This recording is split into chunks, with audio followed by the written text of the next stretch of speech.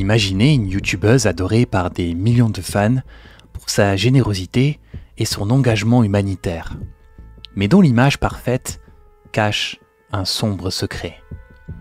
C'est le cas de Tsu-Yang, la star du mukbang en Corée du Sud, qui compte aujourd'hui plus de 10 millions d'abonnés. Tsu-Yang est une figure emblématique du mukbang, cet art subtil de manger devant une caméra, qui attire des millions de spectateurs. La semaine dernière, Tsu-Yang a posté sur sa chaîne YouTube une importante vidéo exposant son plus grand secret, retournant complètement la toile coréenne. Aujourd'hui, nous allons découvrir la face cachée de cette personnalité publique et les terribles épreuves qu'elle a traversées.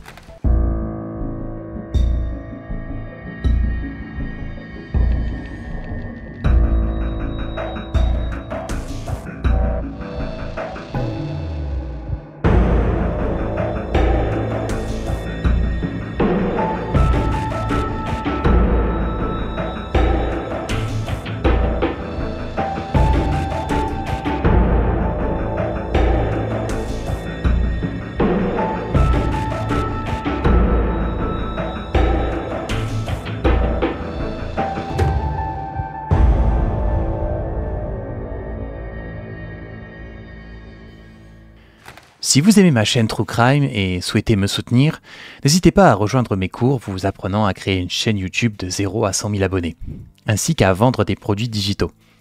Les préventes se terminent dans quelques jours. Une fois cette période passée, les prix augmenteront. Alors foncez dès maintenant. Aussi, n'hésitez pas à rejoindre ma chaîne secondaire où je parle bien plus de l'envers du décor de ma vie en Corée du Sud et je fais même des vidéos réactions sur pas mal de reportages. Je parle aussi de plein de problèmes sociétaux dans ce pays, assez oufissimes par exemple, pourquoi même les Coréens souhaitent quitter la Corée, qui l'eût cru. Je poste au moins 3 vidéos par semaine là-bas, foncez vous abonner. Aussi très important, je précise que les sources de cet épisode sont en description, comme chacune de mes vidéos. Mais certaines personnes ne semblent toujours pas comprendre qu'il est important de regarder les descriptions de vidéos. Du coup, je le précise aussi à l'oral, comme j'ai pu le faire avec l'épisode sur Lee Sang-kyun et l'avocat Ji-won Lee qui a rapporté toute cette affaire dans les moindres détails. C'est grâce à lui que j'ai pu réaliser cet épisode. Donc pour cet épisode et mon dernier épisode sur l'affaire Millyoung, merci à Megan de la chaîne Dark Asia with Megan, ainsi que la chaîne Gumio pour les précieuses informations. Leurs chaînes sont dans la description. L'histoire. Park Jong-won, connu sous le pseudonyme de Tsu-Yang, a publié une vidéo sur sa chaîne YouTube le 11 juillet dernier, où elle nous a révélé qu'elle a subi des menaces et des extorsions de la part de son manager, qui se trouve être son ex-petite amie. Mais ce n'est pas tout, 2 autres individus sont impliqués dans cette affaire. 2 autres Coréens, également youtubeurs, des youtubeurs très particuliers, parce qu'il s'agit de cyber wreckers. Alors, comment traduire ça en français?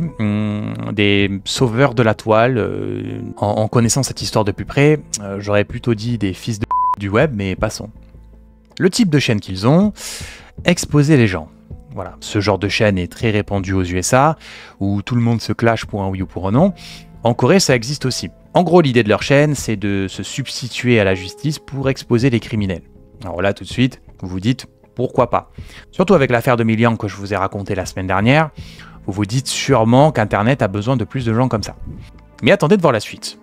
Le gros souci qui se pose avec ce genre de chaîne, c'est que certaines d'entre elles utilisent leur influence, leur pouvoir de pression, pour extorquer de l'argent aux personnes qui sont concernées, comme avec l'affaire de Tsu-Yang. Mais que s'est-il passé? Un audio a leaké, exposant une discussion entre les 2 youtubeurs sur comment extorquer de l'argent à Tsu-Yang concernant l'affaire de son ex-petit ami violent, un secret qu'elle souhaitait garder pour elle.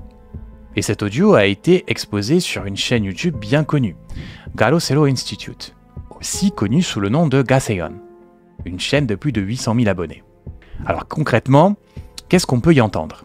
Le youtubeur Gu Jae-hyuk et Jungkook-jin, tous les 2 connus comme étant des youtubeurs aidant les victimes d'extorsion et de fraude, ces 2 personnes sont là en train de parler de la manière dont extorquer de l'argent à Tsu-Yang.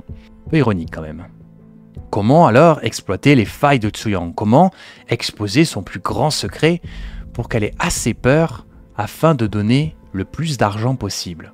Je vous mets une retranscription de leur conversation, vous allez voir, c'est à vomir. Tsu-Yang a bossé dans un room salon, Pas seulement, elle a aussi été une bully à son lycée. Ça serait pas génial de couvrir cette affaire et de lui soutirer de l'argent? Mais attends, comment tu sais tout ça? De quelqu'un avec qui elle a vécu. Enfin, peu importe. Je pense pas que c'était une bonne personne. Ah, attendez, ce n'est pas fini. On rentre encore plus dans l'intimité. Toi, tu n'as que des témoignages. Moi, j'ai carrément la preuve ultime qu'elle et le PDG John ont vécu ensemble. Mais c'est quoi qui les a séparés? Les impôts. Tzu-Yang s'est fait prendre pour frauder le fisc. Ah ouais, c'est plutôt sale. Tzu-Yang paie les femmes avec qui elle travaillait plus de 4000 € par mois pour qu'elles se taisent sur son passé. Wow, je vais lui demander au moins 140 000 € en liquide pour ne pas couvrir cette affaire. La chaîne Gaseong a révélé que le youtubeur Gu Jae-hyuk a en réalité reçu environ 36 000 €.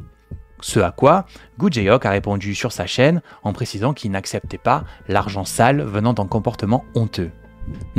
Ok.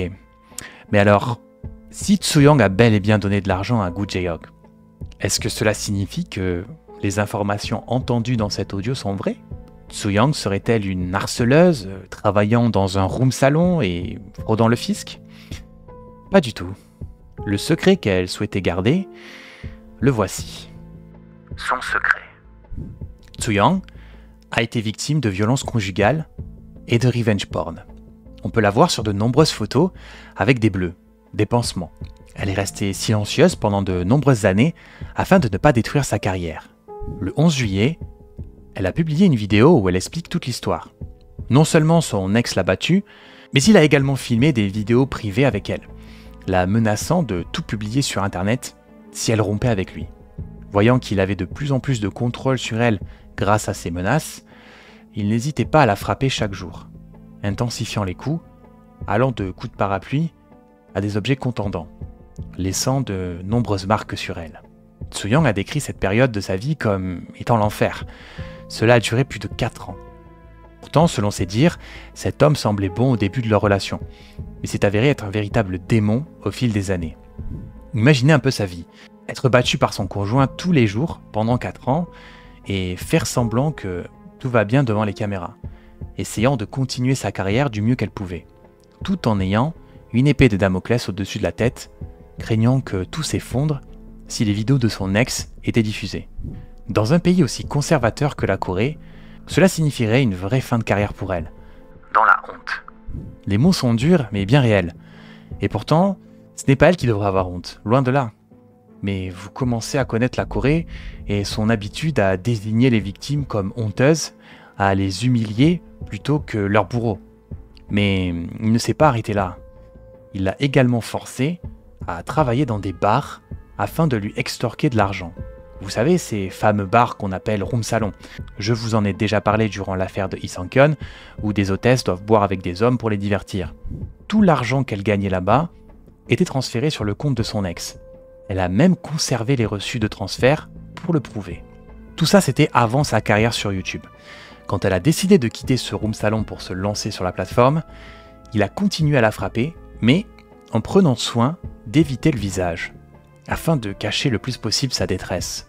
Tout l'argent qu'elle gagnait sur YouTube était aussi transféré sur son compte, à tel point qu'elle ne pouvait même pas commander à manger pour ses propres vidéos. Pourtant, dans ses vidéos, on peut voir des marques sur ses bras. C'est assez visible et certains viewers lui ont fait la remarque à l'époque, mais elle tentait toujours d'ignorer ou de répondre C'est parce que je suis maladroite, je me fais souvent mal toute seule. Une fois célèbre, il l'a forcée à lui donner 70% de ses revenus durant ses lives, ainsi que la totalité de ses revenus publicitaires sur YouTube. Imaginez le calvaire. Même avec 10 millions d'abonnés et des dizaines de millions de vues par mois, elle n'a jamais touché un centime de son dur labeur. Il s'amusait aussi à répandre des rumeurs autour d'elle, propageant ainsi de fausses informations et incitant d'autres personnes malveillantes à la menacer pour lui extorquer de l'argent à leur tour. Ainsi, elle a envoyé 130 000 € aux amis de son ex à cause de ces menaces. L'avocat de Tzu-Yang, habitué à des affaires criminelles avec des célébrités, n'en revenait absolument pas de l'intensité de ce niveau de cruauté. Son avocat a estimé que son ex lui aurait extorqué plus de 2,5 millions d'euros. Tzu-Yang se savait enchaîné à ce contrat la liant à son ex.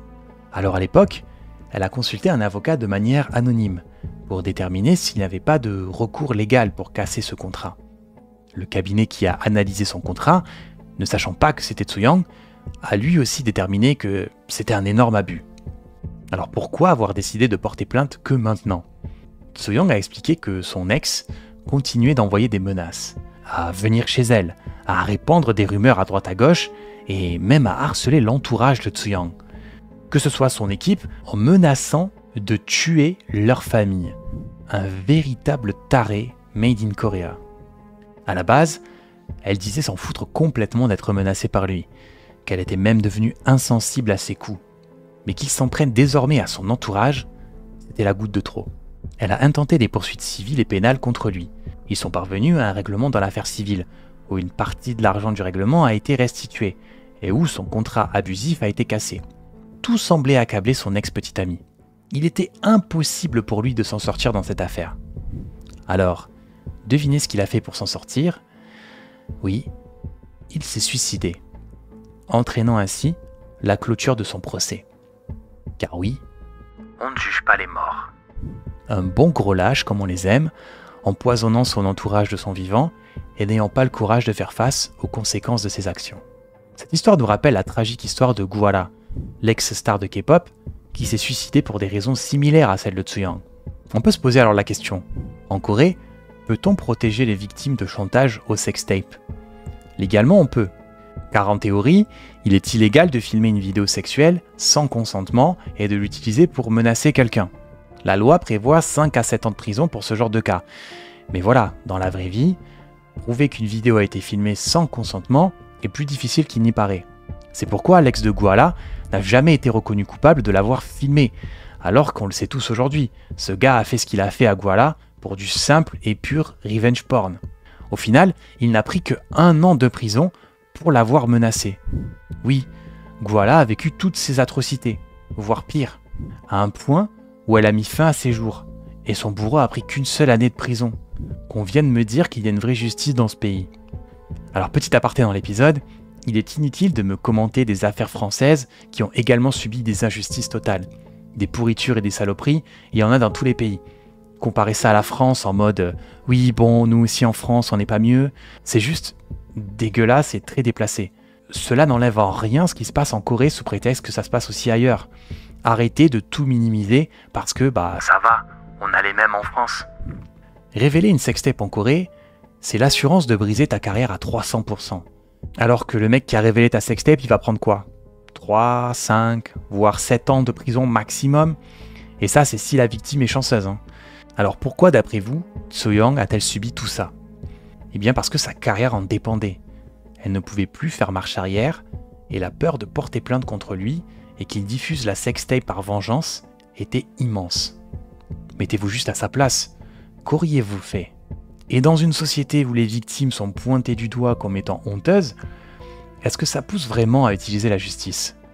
Fort heureusement, après la révélation de la vidéo de Tso-young, elle a reçu énormément de soutien de la part du public coréen, montrant bien qu'il en a marre de cette justice à 2 vitesses. Elle a gagné plus de 200 000 abonnés en une seule journée et reçoit constamment des messages de soutien. Mais qu'en est-il de ces cyberwreckers, ces justiciers du net qui ont aussi tenté d'extorquer de l'argent à Tso-young? Ils nient tous avoir une quelconque affaire avec elle, mais la police enquête actuellement sur eux. Gu Jae-hyuk fait face à 4 procès pour fausses accusations. Il a été condamné à payer déjà 13 000 € en dommages et intérêts en mars dernier et plus de 6 000 € pour diffamation en juillet 2022. Et le pire, c'est qu'il semble s'en foutre complètement, disant « Même si je prends procès sur procès, je m'en fous. Le pire qui puisse m'arriver, c'est de payer des amendes, c'est tout. » Mais le 15 juillet dernier, les avocats de Tso-young ont annoncé un dépôt de plainte pour extorsion contre eux. Le même jour, YouTube a démonétisé les chaînes de ces individus pour violation des politiques de YouTube. Une très bonne chose qui va sûrement mettre fin à leur carrière, vu que YouTube c'était un peu leur gagne-pain. À une moindre échelle, je me rappelle qu'une chaîne de ce genre avait tenté de m'attaquer à l'époque où je faisais des vidéos avec mon ex. Un gars qui n'aimait pas beaucoup les étrangers dans son pays. Alors me voir en couple avec une Coréenne l'avait sûrement rendu fou. Il s'amusait à créer de fausses informations à notre sujet pour nous détruire. Très honnêtement, je n'ai pas eu la patience d'appeler la police ou quoi que ce soit. J'ai tout simplement demandé de l'aide à ma communauté pour signaler sa chaîne, car elle rentrait clairement dans les violations de YouTube. C'était du harcèlement ciblé et de la pure haine. Des tarés comme ça existent partout, et ils sont prêts à tout pour te détruire, pour des raisons stupides. Pour terminer cette vidéo, si vous êtes victime de revenge porn, je vous affiche les numéros français pour en parler. Ne restez surtout pas seul dans ce genre de cas. Que vous soyez une femme ou un homme victime de ça, il est important d'en parler. Merci d'avoir regardé notre histoire. On se retrouve la semaine prochaine pour une nouvelle vidéo True Crime.